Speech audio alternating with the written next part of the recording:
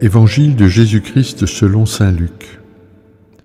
En ce temps-là, il arriva que Jésus, passant à travers villes et villages, proclamait et annonçait la bonne nouvelle du règne de Dieu. Les 12 l'accompagnaient, ainsi que des femmes qui avaient été guéries de maladies et d'esprits mauvais. Marie, appelée Madeleine, de laquelle étaient sortis 7 démons. Jeanne, femme de Cousa, intendant d'Hérode.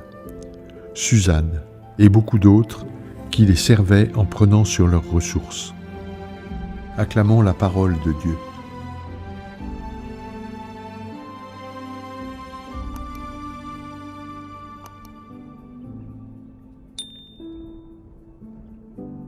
En quelques versets, Jésus donne un visage à la communauté de celles et ceux qui le suivent, des hommes et des femmes dont il cite les noms.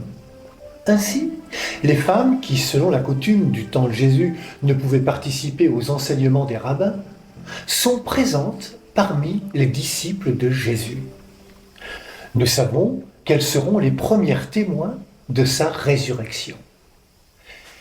L'évangile de ce jour nous donne donc un visage de la communauté qui suivait Jésus. Les 12 et les disciples, hommes et femmes, qui sont devenus au fur et à mesure de la prédication de Jésus des familiers. Toutes et tous ont une histoire avec Jésus. Ceux qui sont appelés et celles et ceux qui le suivent sont connus personnellement du Seigneur. C'est à une femme que le ressuscité donnera mission de transmettre sa parole. Va trouver mes frères, dis-leur que je monte vers mon Père et votre Père, vers mon Dieu et votre Dieu. Marie de Magdala alla annoncer aux disciples qu'elle avait vu le Seigneur et qu'il lui avait dit ces choses.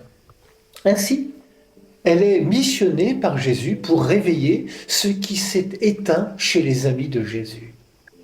Jésus non seulement ne refuse pas les femmes dans son entourage proche, mais souvent il les défend et pose publiquement des actes qui leur redonnent leur dignité bafouée.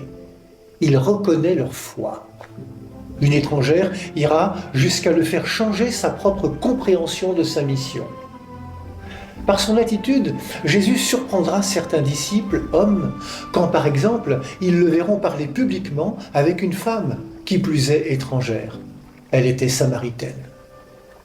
Ces femmes citées comme disciples de Jésus ont d'autant plus d'importance que ce que les livres de la Bible ont été écrits dans un contexte où le masculin est plus que prédominant. Il y a donc place pour penser l'Église d'aujourd'hui, place à une réflexion biblique et théologique pour envisager une autre manière de vivre l'Église. La démarche synodale ne fait que commencer. Dieu créa l'homme à son image, à l'image de Dieu il le créa, hommes et femmes, il les créa.